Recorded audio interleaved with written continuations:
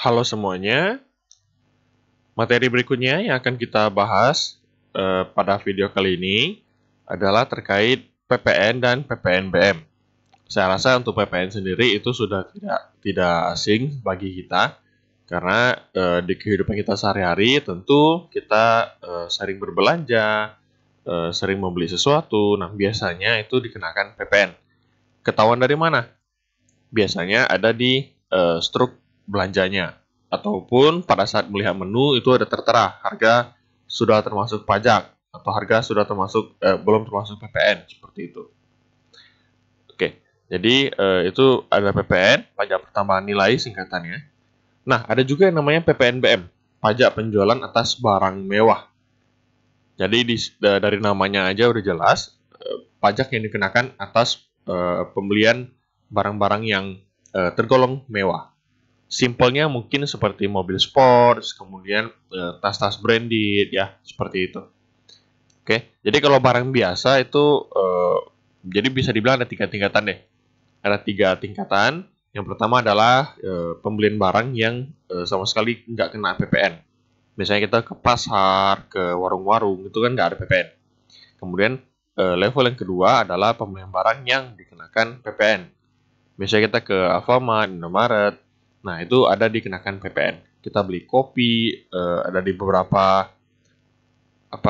tempat makan, tempat penjual kopi, itu ada dikenakan PPN. Nah, level yang berikutnya lagi adalah barang yang tergolong mewah. Jadi dikenakan PPN plus PPNBM. Kenapa seperti itu? Ya namanya juga barang mewah agar terkontrol, terkendali untuk si penjualan atau peredaran barang-barang yang tergolong mewah. Dan biar adil. Kenapa? Karena orang yang mampu membeli barang-barang mewah, berarti kan mereka tergolong mampu, tergolong bisa punya uang yang cukup lumayan lah. Maka dari itu harus adil. Jadi kalau pembelian barang-barang mewah itu dikenakan pajak yang lebih tinggi, alias dikenakan PPN plus PPN BM seperti itu. Oke, untuk si PPN itu sendiri saya bacakan yang di materi kita. PPN adalah pungutan yang dikenakan dalam setiap proses produksi maupun distribusi. Itulah alasannya mengapa kita sering menemukan PPN dalam transaksi sehari-hari. Sebab dalam PPN pihak yang menanggung beban pajak adalah konsumen akhir atau si pembeli. Ya, jadi dalam PPN yang menanggung atau yang membayar PPN, yang menanggung PPN adalah si pembeli. Ya, yang menanggung PPN si pembeli. Beda halnya kalau dengan perusahaan yang menanggung PPH, pajak penghasilan, adalah si penjual.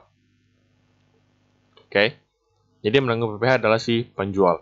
Misalnya kalau kita, saya ambil satu contoh, misalnya perusahaan developer deh, properti. Zaman sekarang kan banyak orang yang udah mulai KPR rumah. Misalnya kayak kita, para pekerja swasta misalnya, ataupun yang freelancer, tapi yang masih muda, biasanya kan penghasilannya belum begitu tinggi. Nah, yang belum begitu tinggi tersebut, kalau untuk membeli rumah secara cash, 100 jutaan, 200 jutaan, mungkin agak berat. Nah, maka banyak yang larinya ke mencari untuk KPR rumah tipe 36, rumah subsidi.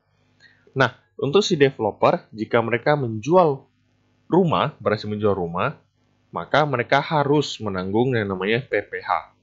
Kenapa? Karena mereka menjual, mereka dapat penghasilan, maka harus dipotong pajak penghasilan.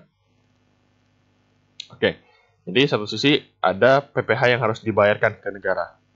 Nah, di sisi yang lainnya, oleh si pembeli, saat seorang pembeli membeli rumah di luar subsidi ya, membeli rumah misalnya rumah tipe 45, tipe 90. Nah, ketika mereka membeli rumah, oke, maka uang yang mereka bayarkan itu sudah termasuk atau harus ditambahkan dengan PPN.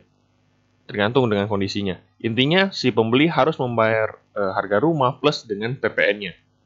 Terlepas itu misalnya harganya 150 juta, belum termasuk PPN, ataupun 150 juta sudah termasuk PPN. Ya, itu terserah. Tapi intinya yang dibayarkan itu harus sudah ditambahkan dengan PPN. Atau bisa dibilang sudah termasuk DPP atau dasar pengenaan pajak plus dengan PPN-nya.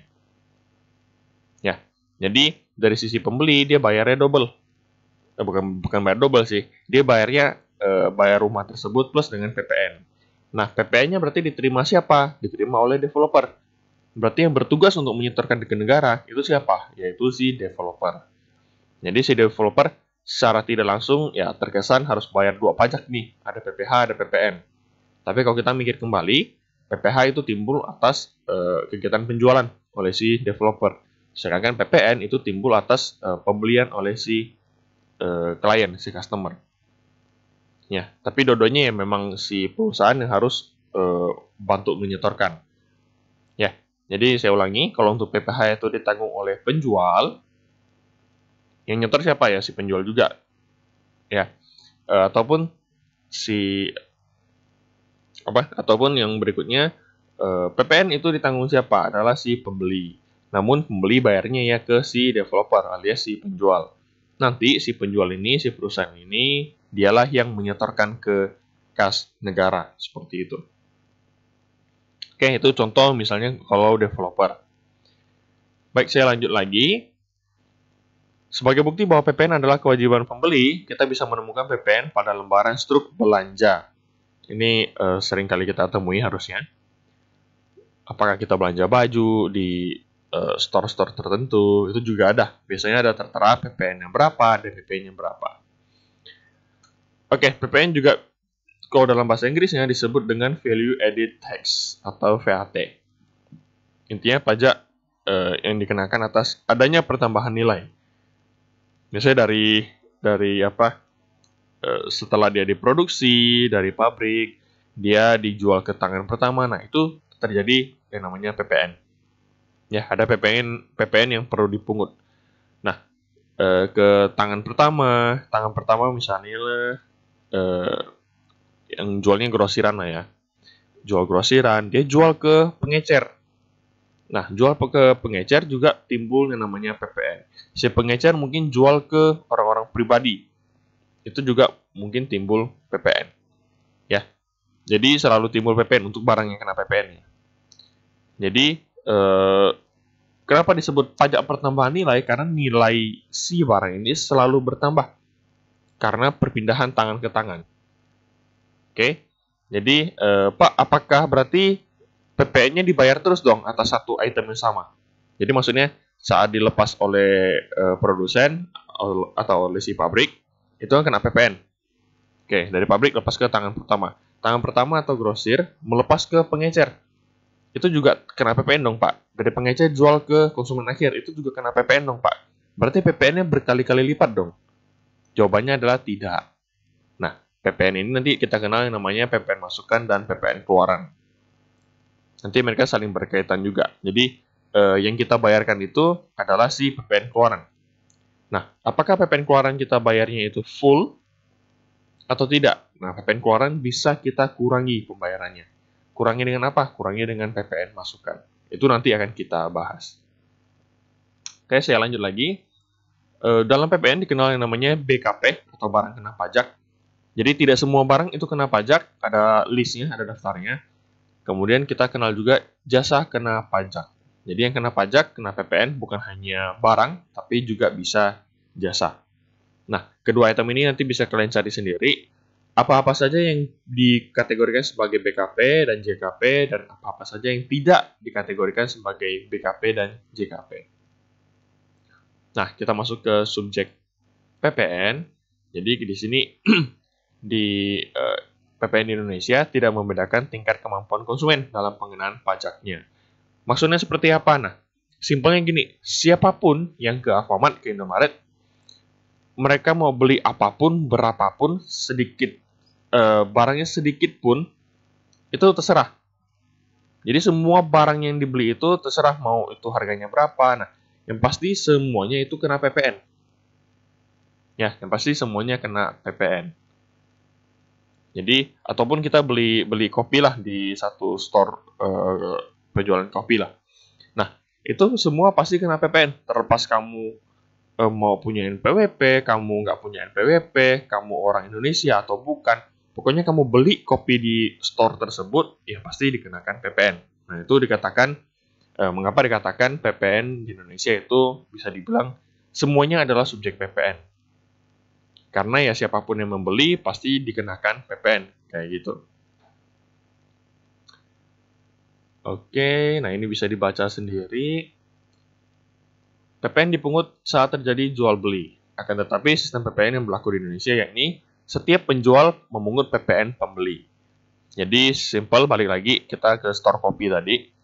Misalnya kita beli kopi, kita bayar sudah plus dengan PPN. Nah, yang menerima duit kita siapa? Yaitu si penjual kopi, si store kopi tersebut. Nah, dia yang menerima pembayaran PPN kita. Kemudian tahap berikutnya apa? Yaitu PPN ini yang sudah kita bayarkan harus disetorkan oleh si pemilik kedai kopi ini, pemilik store kopi ini ke negara. Jadi uang yang kita bayar itu bukan ke penjual kopi sebenarnya. Kita hanya menitipkan ke si penjual kopi. Nanti dia yang setor ke negara. Harusnya seperti itu. Cuma pada praktiknya ya kita tahu dunia praktek tidak seindah itu, ya adalah permainan di dalamnya. Oke, lanjut lagi. Nah, secara lebih detail, subjek PPN, orang yang kena PPN dikelompokkan menjadi dua. Ada yang namanya PKP, ada yang bukan PKP. PKP bukan penghasilan kena pajak ya, tapi dalam kasus ini adalah pengusaha kena pajak. Oke, PPN dipungut oleh PKP dalam kondisi berikut. Si PKP melakukan penyerahan PKP atau JKP. Simpelnya melakukan penjualan, baik itu barang maupun jasa. Oke, ini bisa dibaca sendiri. Kemudian ini yang non PKP. Ini juga bisa kalian baca sendiri ya. Saya lanjut lagi. Nah, PKP itu syarat untuk menjadi PKP apa sih? Pengusaha kena pajak. Jadi salah satunya adalah memiliki omset di atas 4,8 M. Kalau kita pelajari kemarin terkait PPh Badan, itu ada beberapa level, di bawah 4,8, di atas 4,8, di bawah 50 M, dan di atas 50 M. Nah, di sini yang dikatakan pengusaha kena pajak itu yang punya omset di atas 4,8 M. Jadi pengusaha yang tergolong ya menengah ke atas lah ya, maksudnya yang mau dibilang besar banget juga enggak, tapi yang menengah sedang berkembang menuju ke arah pengusaha besar kayak gitu. Jadi yang omsetnya di atas 4,8 M. Nah, dialah yang disebut dengan PKP.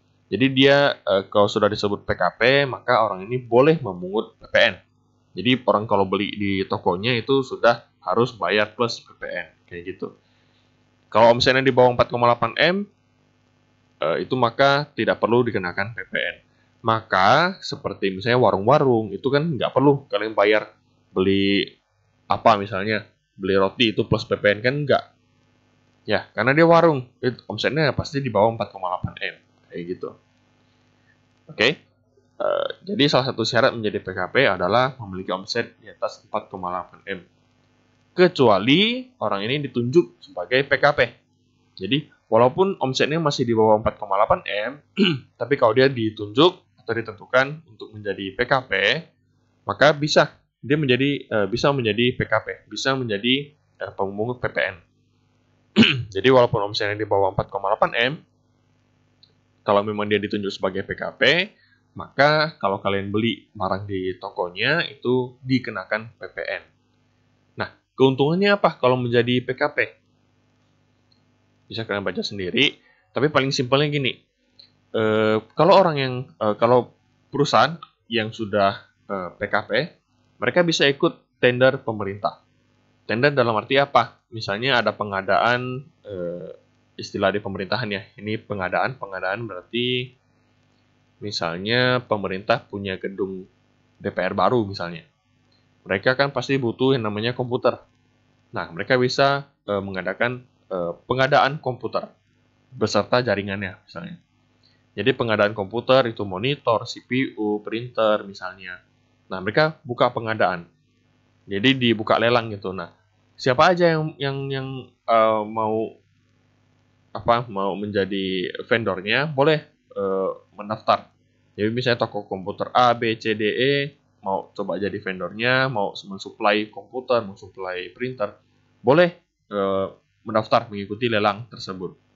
Nah, tapi yang boleh ikut hanya yang PKP. Jadi kalau perusahaan yang omsetnya di bawah 4,8 M, kemudian dia mau menjadi PKP, ribet nggak? Ribet sih, kita harus hitung PPN, menyetorkan PPN, memungut PPN. Nah, kalau dia mau menjadi PKP, nah poin plusnya adalah si perusahaan ini bisa ikut tender pemerintahan. Ya, ikut tender pemerintah, kalau misalnya ada pengadaan, kita bisa ikutan lelang, kayak gitu.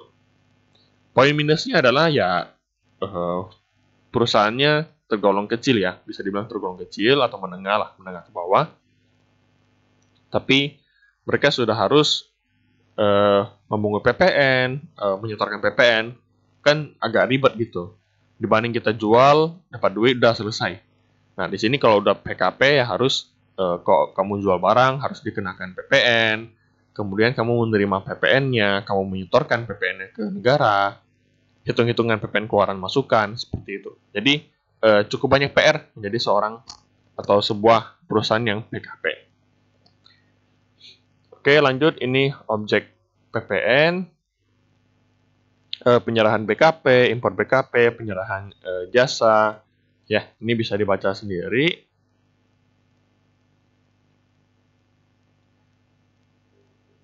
Ini secara khusus PPN juga dikenakan atas kegiatan membangun sendiri.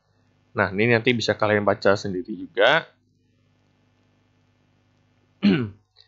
Oke, di sini tadi kita membicarakan mengenai objek PPN. Nah, di bagian D ada yang namanya objek yang bukan objek PPN, ya, atau barang yang tidak dikenai PPN atau non BKP. Apa saja? Apa saja? Yang paling simpelnya adalah kebutuhan pokok, sandang, pangan, papan. Ya, sandang, pangan, papan. Itu tidak dikenakan PPN. Oke. Sandang, pangan, papan. Kalau papan kan rumah. Kalau rumah tipe 36, sekarang dari pemerintah itu ada program subsidi, jadi tidak dikenakan PPN. Karena tidak dikenakan PPN, maka rumah tersebut lebih rendah harganya. Jadi contoh, kalau 150 juta itu sudah termasuk dengan PPN. Nah, kalau di free kan, di subsidi PPN-nya, maka rumah itu bisa di bawah harga 150 juta.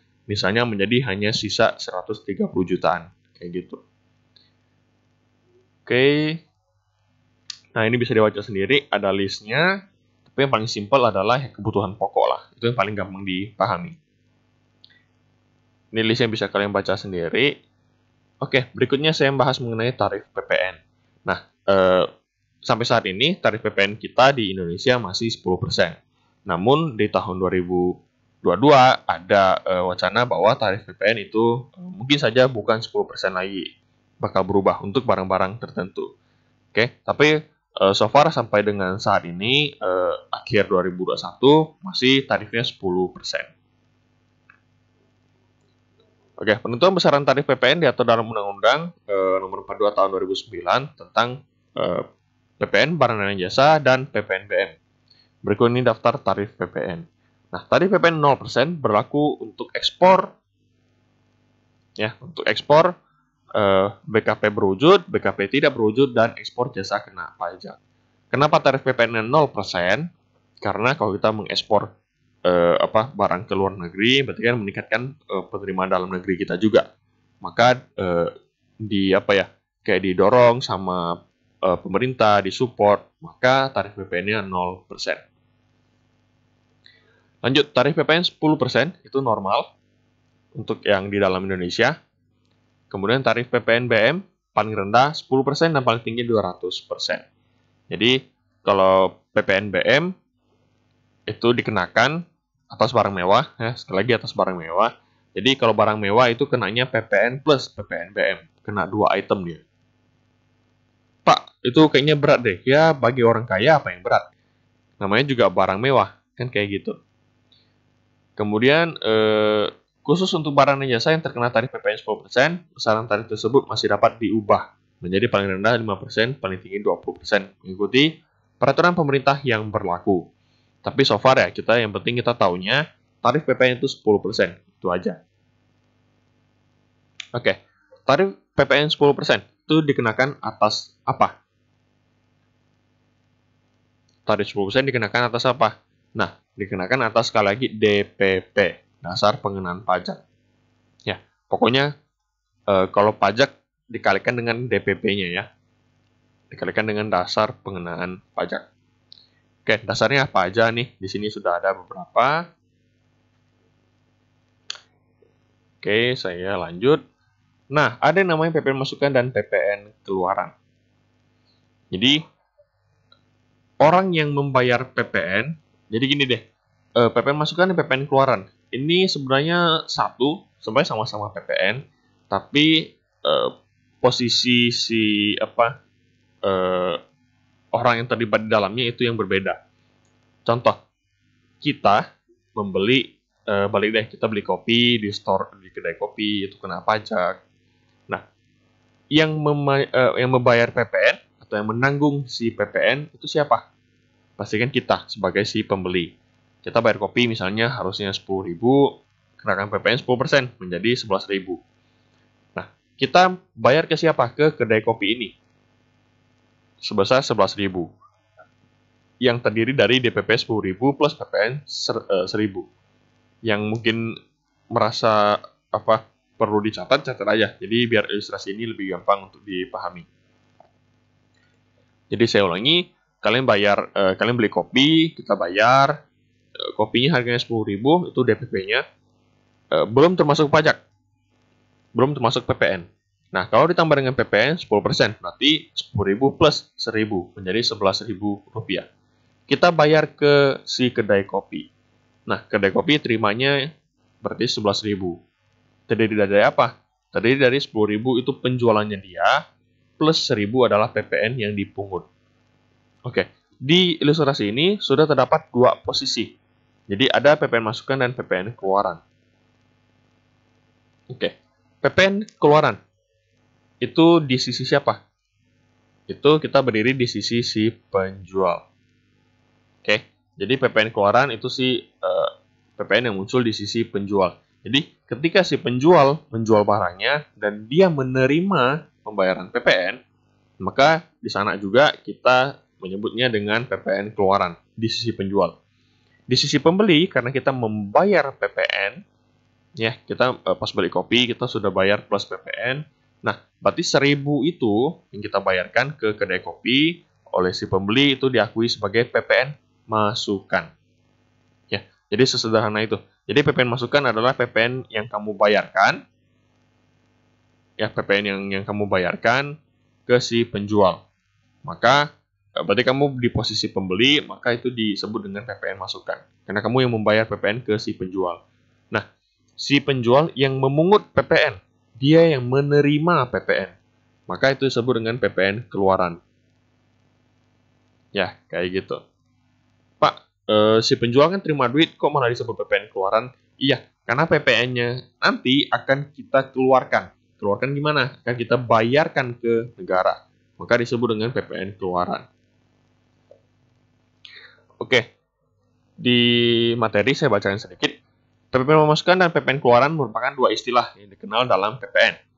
Fungsinya untuk menghitung seberapa besar PPN yang perlu wajib pajak setorkan ke pemerintah. Loh Pak, apa yang dihitung? Oke, nanti akan saya jelaskan. Oke, PPN masukan merupakan pajak yang dikenakan ketika si PKP melakukan pembelian atas barang kena pajak. Oke, PPN yang kita bayarkan akan menjadi PPN masukan ketika kita berdiri di posisi seorang PKP.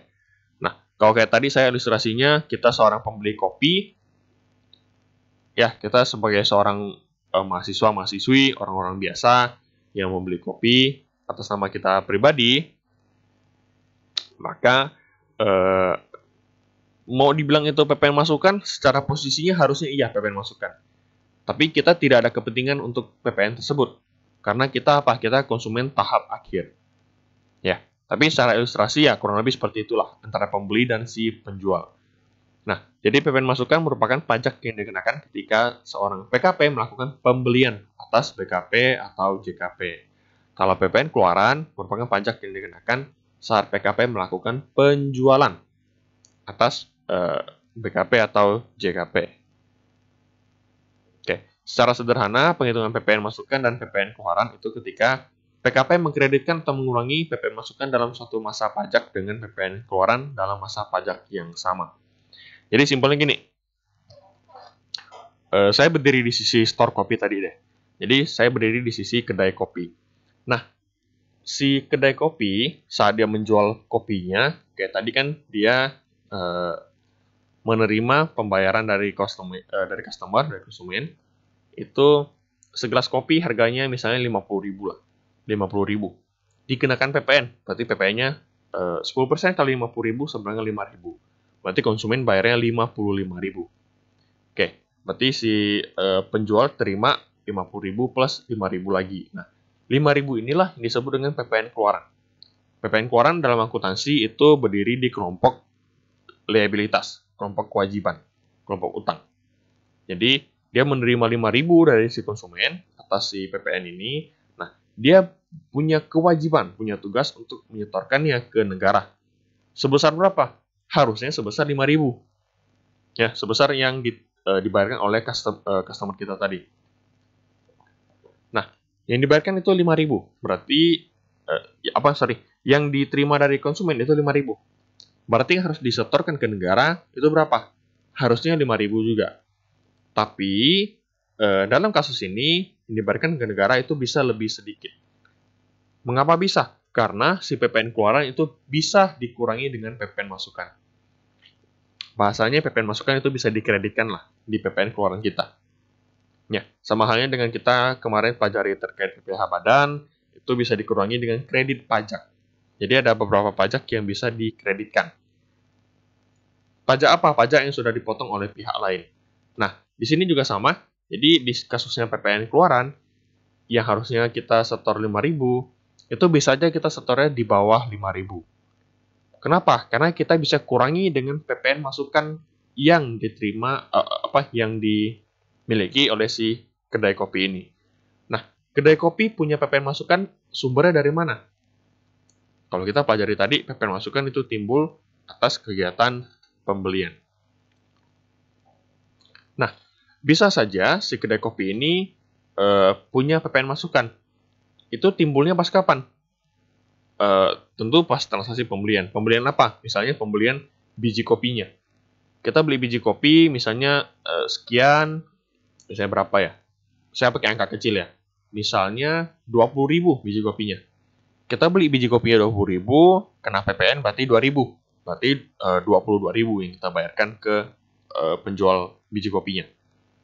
Oke, kita bayarkan 22.000, berarti kan terdiri dari DPP 20.000 plus PPN 2.000. Nah, karena kita bayar, kan kita pembeli nih, kita beli biji kopi. Berarti kita mencatat yang namanya PPN masukan itu 2.000. Karena kita bayar tadi 22.000, terdiri dari DPP 20.000 dan PPN-nya 2.000 ke si penjual biji kopi. Berarti kita punya PPN masukan sekali lagi adalah 2.000. Nah, maka dalam masa pajak yang sama tersebut, yang perlu kita bayarkan ke negara berapa? Yaitu PPN keluaran 5.000. Dikurangi dengan PPN masukan atas kita beli biji kopi tadi, 2.000. Berarti yang perlu kita bayar hanya sisa 3.000. Nah, itulah hubungan dari antara PPN masukan dan PPN keluaran. Jadi di awal saya katakan, kalau barangnya beredar dari pabrik ke tangan pertama, ke pengecer, ke konsumen tahap akhir. Nah, sebenarnya tidak ada pengenaan pajak yang berganda. Ya, jadi tidak ada PPN yang double. Kenapa? Karena ada sistem PPN masukan dan keluaran. Setiap kali kita membayar PPN, setiap kali kita membeli barang yang dikenakan PPN, nah, maka PPN yang kita bayarkan tersebut bisa kita catat sebagai PPN masukan. Fungsinya apa? Nanti kita bisa kurangi di PPN keluarannya kita. Kayak gitu. Jadi saling mengkompensasi lah, saling mengurangi lah. Nah, PPN ini yang tanggung full itu siapa? Yaitu konsumen tahap akhir. Kayak kita beli kopi, kena PPN misalnya tadi 5.000. Habis itu kita gimana? Apakah kita bisa catat itu sebagai PPN masukan, kita kurangi PPN keluaran? Kan enggak. Kita kan sebagai orang biasa, bukan perusahaan, ya kita tidak punya kewajiban apapun. Jadi ya kita hanya konsumen tahap akhir yang membayar PPN pada saat pembelian dan udah selesai sampai sana. Jadi PPN bisa dikatakan seluruhnya ditanggung oleh si konsumen tahap akhir. Kayak gitu. Oke, saya lanjut. Ini nanti bisa dibaca sendiri ya. Ada yang namanya PPNBM. PPNBM ya simple. PPN yang dikenakan atas barang mewah. Tujuannya apa? Ya agar terciptanya keseimbangan antara orang yang penghasilannya rendah sama yang tinggi, mengendalikan pola konsumsi. Karena biasanya kalau kita beli barang, semakin barangnya mahal, kita semakin akan mikir nih, oh mau beli nggak ya? Mahal nih. Kalau mahal, nggak usah deh. Kita skip dulu misalnya.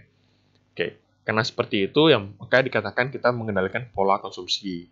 Nah, sampai barang yang mahal ini yang udah kena PPN, PPNBM masih bisa dibeli, berarti kan itu memang benar-benar orangnya memang mau beli, memang mampu beli. Ya udah, karena dia mampu beli dan mau beli, ya berarti dia harus tanggung resikonya, yaitu dikenakan pajak yang agak tinggi, agak gede. Oke, ini berikutnya bisa kalian baca sendiri. Oke, ini juga prinsip pemungutan PPNBM bisa dibaca sendiri. Nah, di sini ada satu item nih, menurut undang-undang yang termasuk dalam barang mewah. Salah satunya adalah barang tersebut tidak termasuk bahan pokok. Oke, kemudian hanya dikonsumsi kalangan tertentu, kalangan orang yang yang ada duit lah. Kemudian barang tersebut dikonsumsi untuk menunjukkan status kekayaan semata. Jadi kalau kita misalnya beli handphone itu atau beli tas yang biasa lah, mungkin kita fungsinya itu masih tujuan kita membeli masih mengikuti fungsinya. Tas yang fungsinya untuk simpan barang, simpan buku, misalnya simpan perlengkapan kita. Tapi kalau untuk orang yang memang sudah kaya, mungkin pembelian tas itu sudah bukan lagi mengenai fungsi, tapi udah mengarah kepada ingin menunjukkan status sosialnya. Misalnya bisa beli tas branded, brand H, brand apa, G. Nah itu tujuannya hanya untuk menunjukkan status sosialnya, status kekayaannya. Kemudian barang tersebut dikonsumsi oleh masyarakat dengan pendapatan yang tinggi.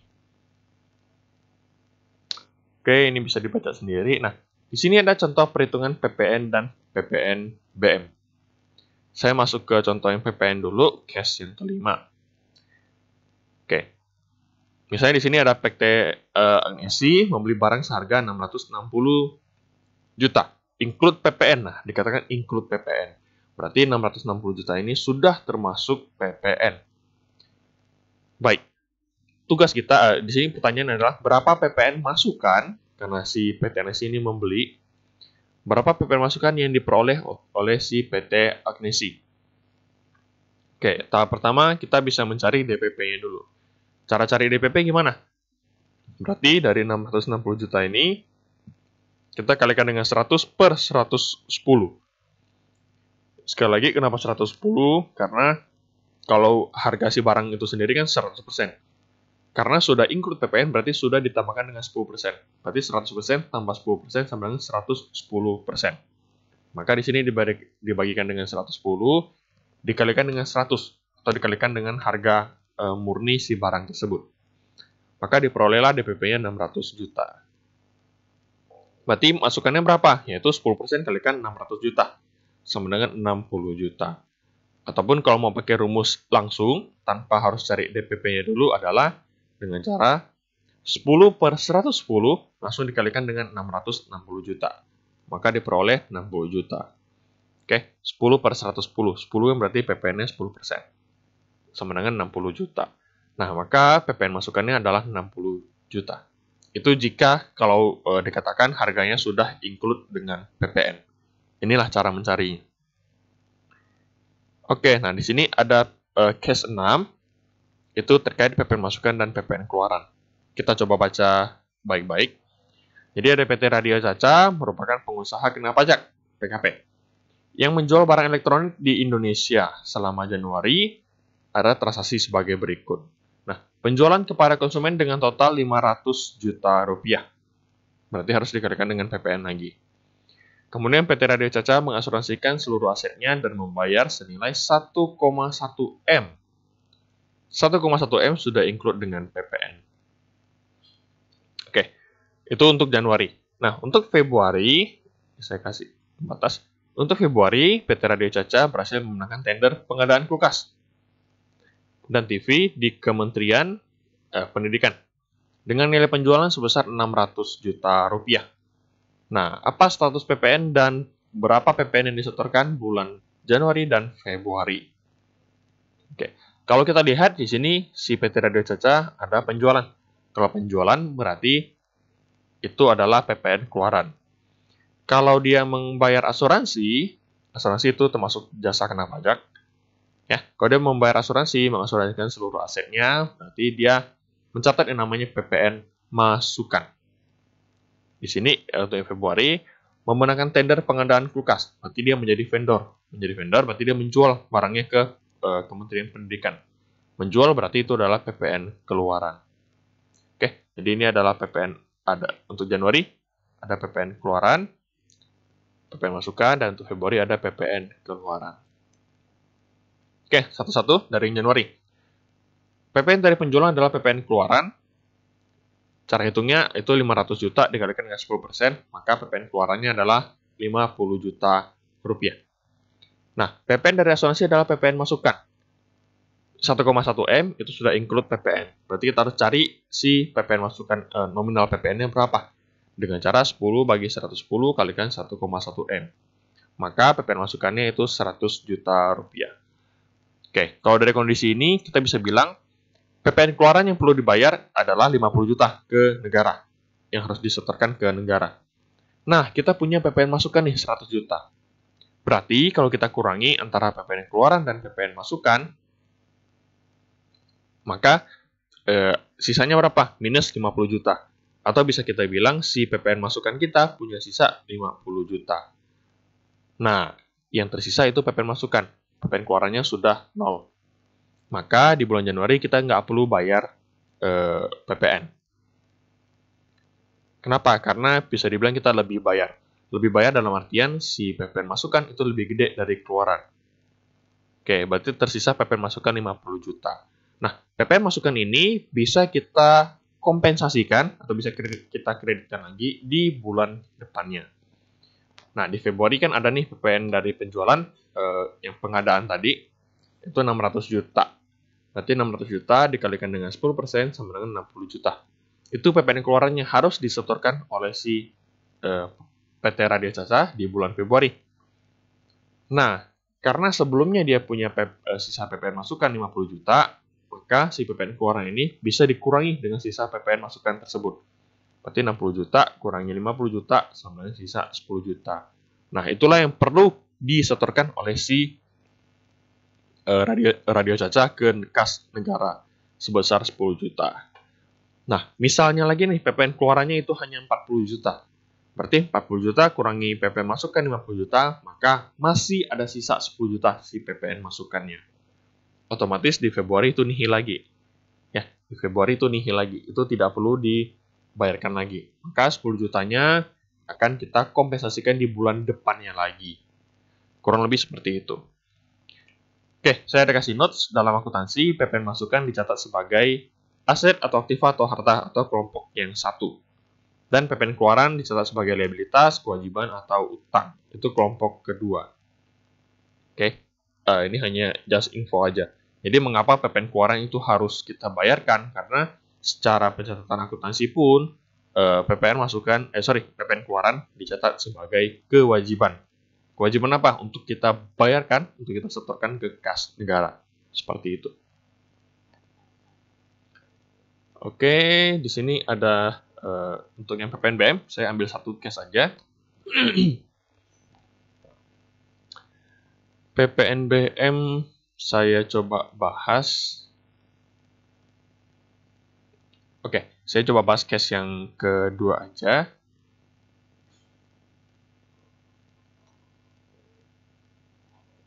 Oke, saya coba bahas case yang kedua. Jadi, case 1, 2, 3, 4 itu masing-masing memiliki kriteria yang berbeda. Nanti bisa kalian baca sendiri. Kalau bingung, boleh coba tanyakan kepada saya.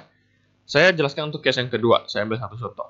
Tidak begitu sulit sih untuk si materi PPNBM ini. Jadi, PT saya mengimpor BKP, barang kena pajak yang tergolong mewah, dengan nilai impor 200 juta. Atas impor tersebut dikenai PPN 10%, dan PPNBM itu 30%.